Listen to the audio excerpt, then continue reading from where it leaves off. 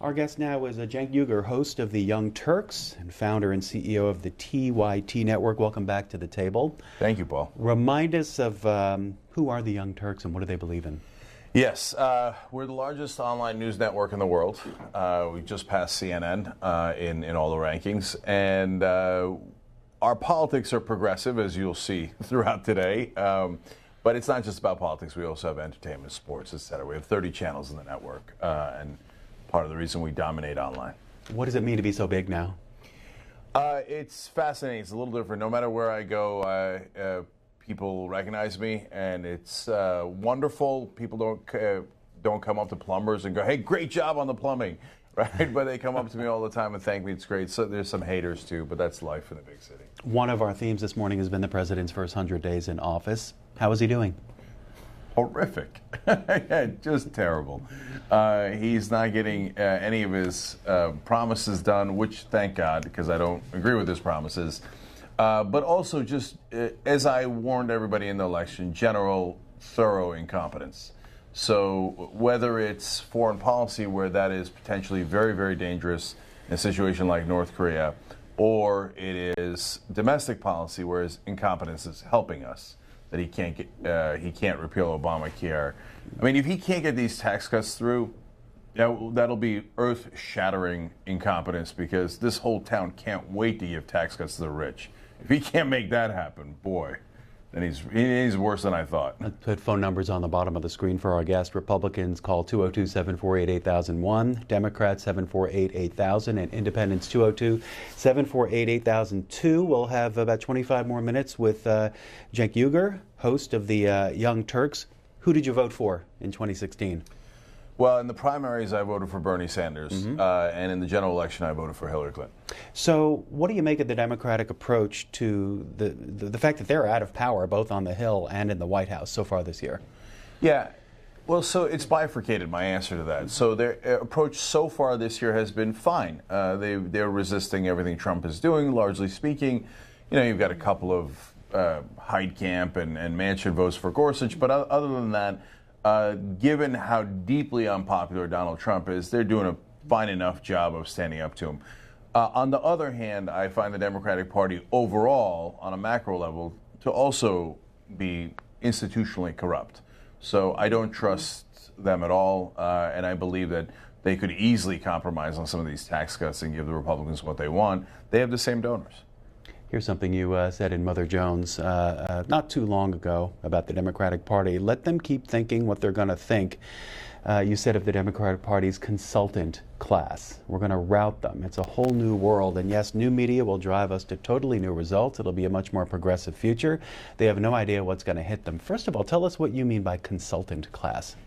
So here in Washington, there is a group of folks, the entire industry of Democratic consultants, of course Republican ones as well. They run campaigns for specific congressmen, senators. They're given those campaigns or advised in that direction by the DNC and other groups. And what they do is they charge a ton of money to run these campaigns. And one of the primary things that they use, Paul, is TV ads. So now TV ads in the past, to be fair to them, had worked. Now they work a lot less. And then Donald Trump proved that, got outspent 2-1 by Hillary Clinton, but did digital ads and wound up winning anyway. But the reason that they do ineffective things like old school mailings and TV is because it costs more. So the more that it costs the Democratic candidate, the more money the consultant makes. He takes a 15% commission on all TV ads. So he actually does not want you to do the most effective thing in politics, which is to knock on doors. And I can tell you 1,000 stories about how effective that is, because he doesn't get 15% commission on your volunteers knocking on doors. He gets 15% commission on you running expensive and now these days inefficient TV ads. So they are incentivized to lead the candidates in the wrong direction, and boy, have they ever. Before we get to calls, what is your interpretation of resistance to the president among the Democrats? Is it does it have a common set of issues? Is it social? Is it economic? Is it regional? What is the approach? Yeah. So today I'm going to give a larger speech about what the real resistance is at noon here in Washington, D.C. And it is not about just resistance to Trump. It's about resistance to the entire system. So if the Democratic Party thinks, oh, this is cute, we'll use Donald Trump as a whipping boy and we'll get people to back our agenda and just go back to the status quo, they've got a rude awakening coming, because we're not going back to the status quo. We're here to topple the establishment. We have Ryan from Tyler, Texas up first, Democratic line for Cenk Uygur, host of the Young Turks. Good morning, Ryan. Hello. Yes. Is this me? You are on the air. I'm not in Texas. I'm in Pennsylvania. I'm sorry. Well, all right, Cenk. Go ahead then. Go ahead. Ronnie. Okay, I'll fire away. Thanks for correcting us. As a Republican, that was an awesome point about the TV versus knocking on doors. I never even thought of that. That's very good, Cenk. Second, I'm not too much with progressive movements because like in a place like Venezuela and this leftist ideology, that they're horrible. And three, Cenk, I want to. I do watch you on YouTube, and your best video I have to say is your election night. How I'm sure you've seen it, where you're all tearful in the beginning, and I'm sorry, but it brings me happiness. But hey, that was an awesome point about the TV versus knocking on doors. Okay, keep up your good work. Thank you, Tom. Yeah, Tom, I know that a lot of conservatives enjoyed our election night coverage, because we were not happy about the results. You're very right about that. But listen, on the most important point on how progressives govern, Venezuela is an outlier. It's now pretty much an authoritarian government. That is not how real progressives govern. You want to know what our number one agenda is, Tom? It is to get money out of politics. It's to end the corruption. It's to drain the swamp. But to do it in a real way, not like Trump said, and then he stacks his cabinet full of Goldman Sachs guys and does both systemic and personal corruption. So progressivism stands for actually representing the voters instead of the donors. So I think that if you found out more about it, you might be shocked at how much you agree with it. Let me try to bring Tyler, Texas back in. Ryan, is this you? Yes, sir. Go ahead, sir. You're on the Democrats line. Good morning.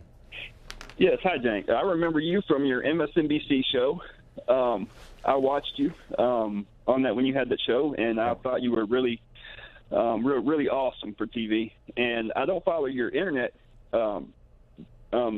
business as much, but I do remember you. And but I do want to say that President Trump has a lot of properties that he has not divested from, billions of dollars in properties, and some like Mar-a-Lago, which are private, but public money. You have to pay $200,000 for memberships, and he is profiting from this. His membership price has doubled since he's become president, and he has foreign leaders come there, and all the other properties that he is now profiting from.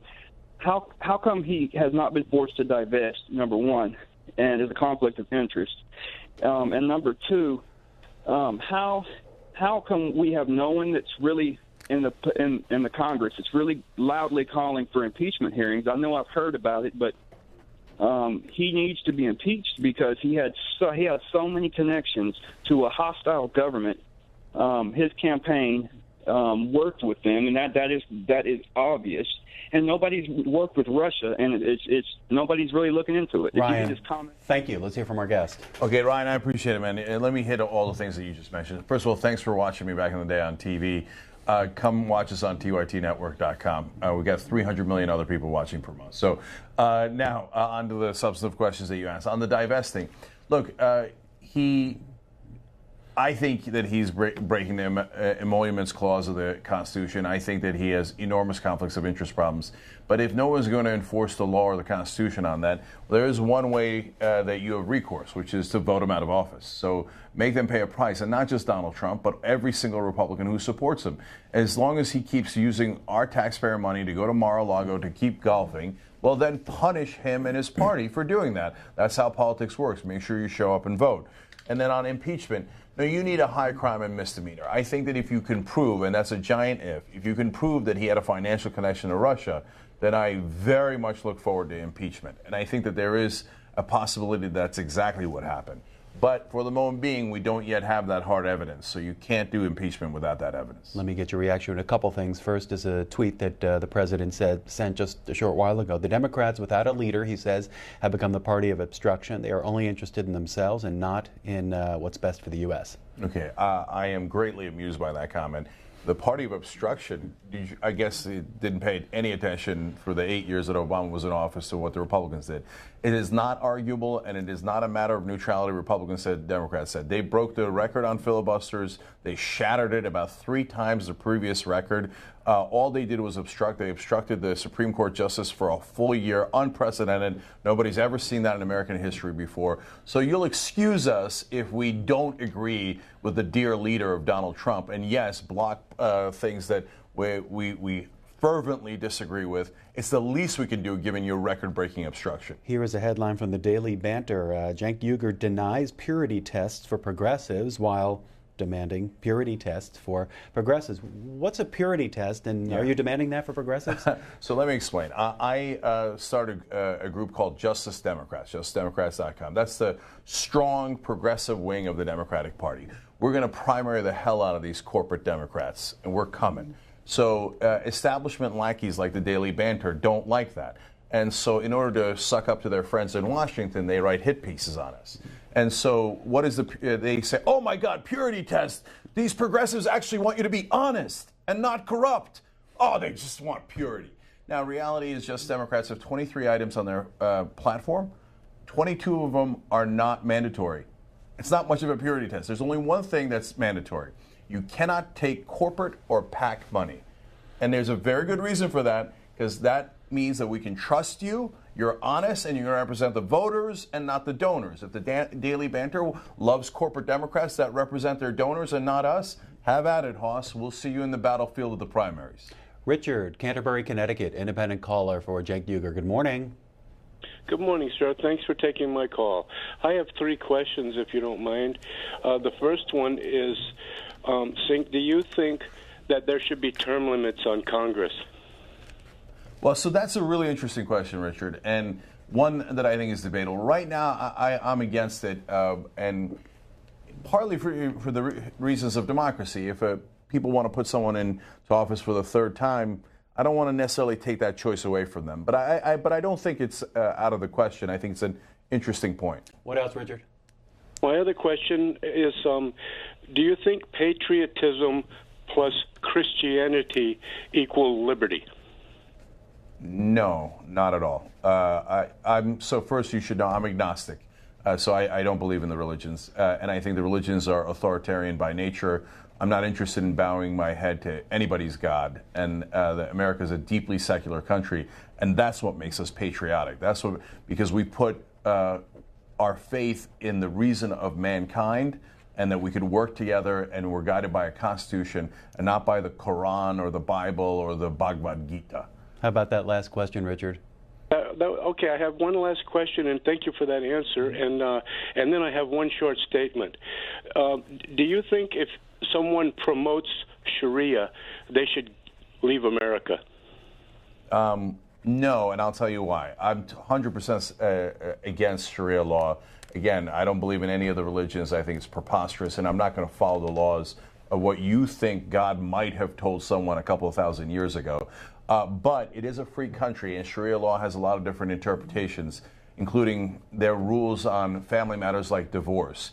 So I'm not going to strip them of their culture or their heritage or their religion, because that's an un-American thing to do. Here in America, we allow freedom of religion. That's part of what makes this country great. Richard, I'm going to let you go to move on to Diane, because you had a good amount of time. Upper Darby, PA, independent caller. Hi, Diane. Hi, how are you today? Good morning. How are you?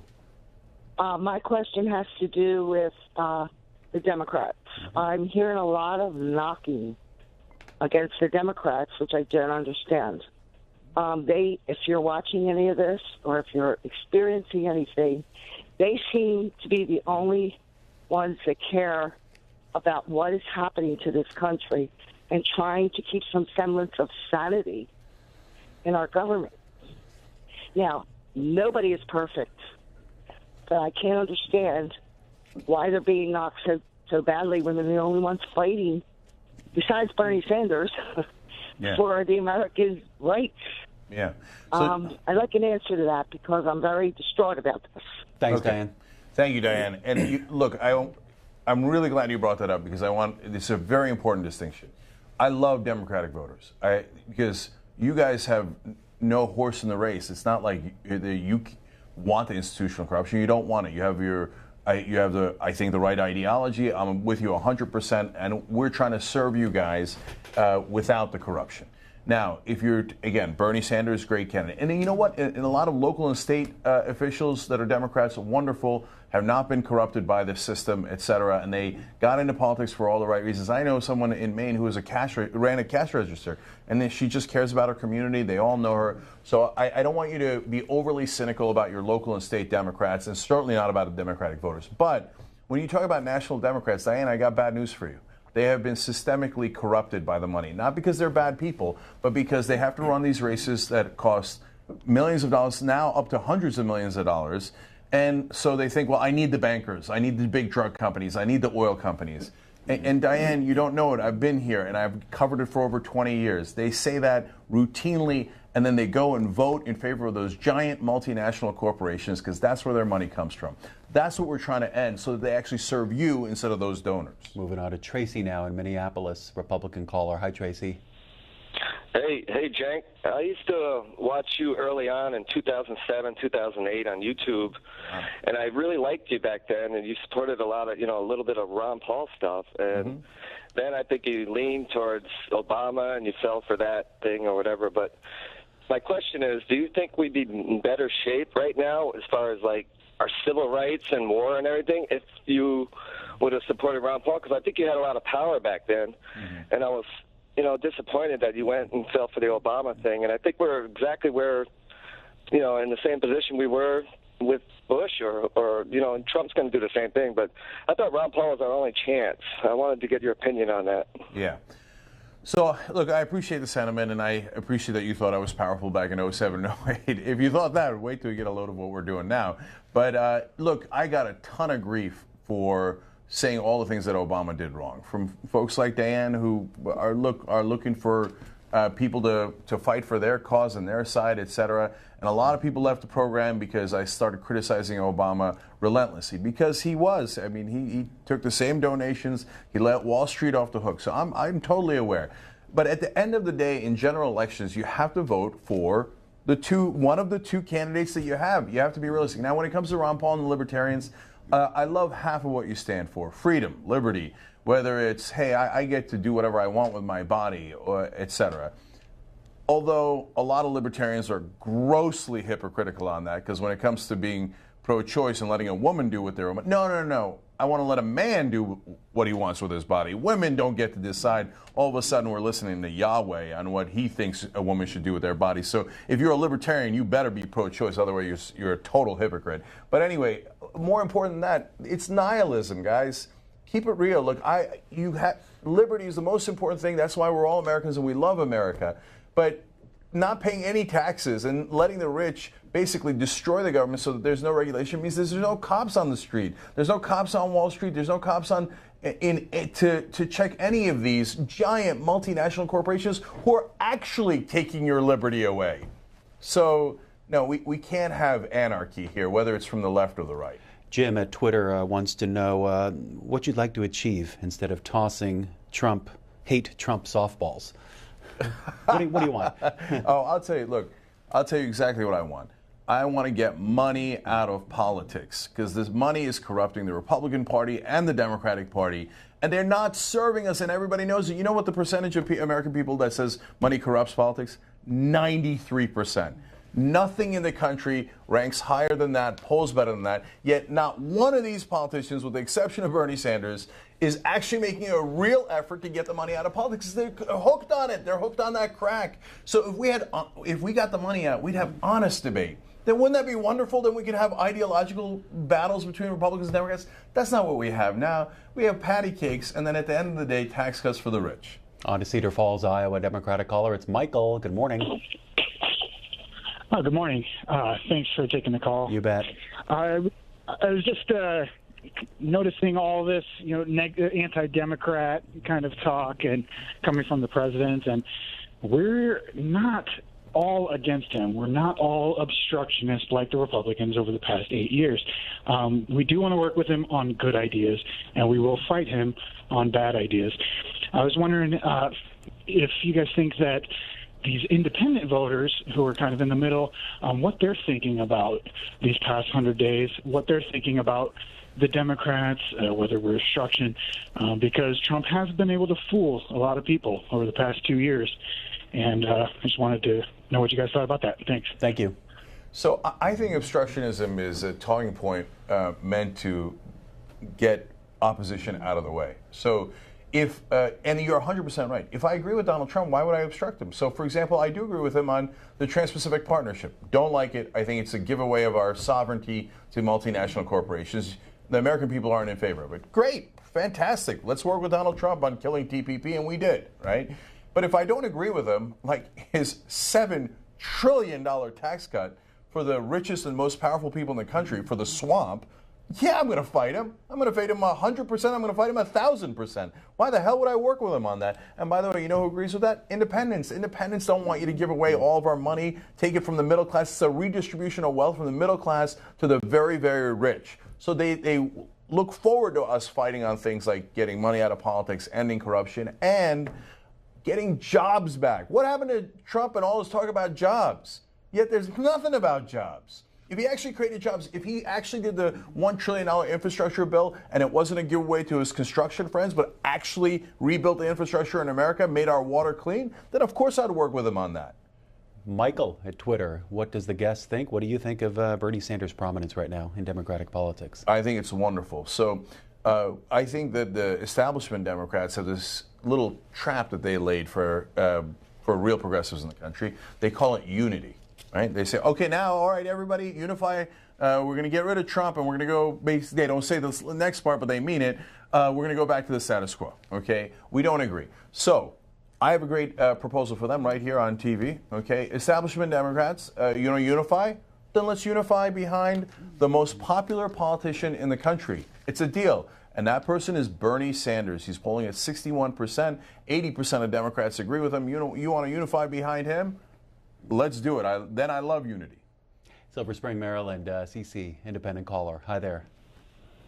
Yes, I just wanted to let him know that I've been watching him for a while on the internet and everything, and I just loved how the fact that you had to have him reiterate and explain about this thing about consulting class, and we used to, as kids growing up in the metropolitan area, we used to literally call it this.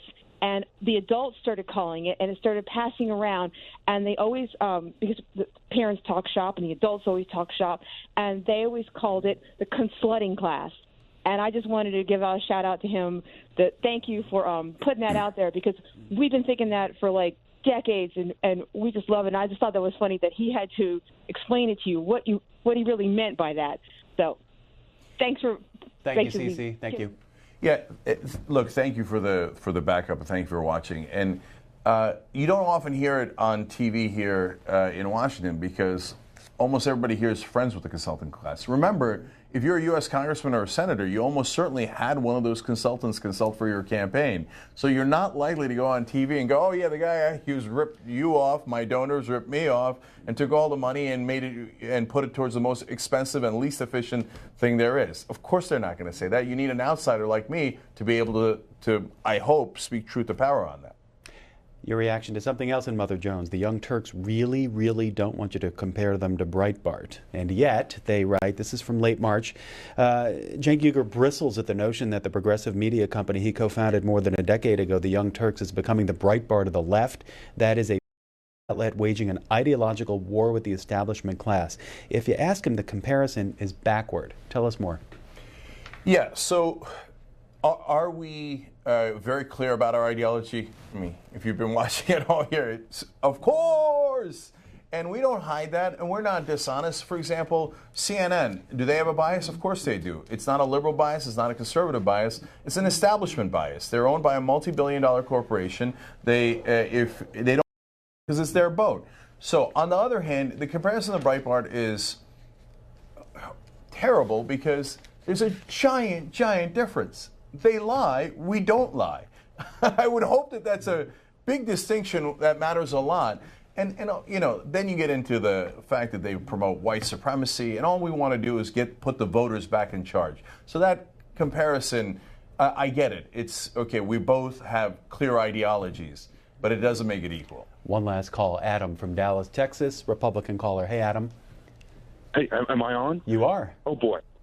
Hey, well, first of all, C-SPAN is a national treasure, and I just thank you guys so much for what you do, and I watch you every day for sure. Glad to have you. You make the show for us. Go ahead, please.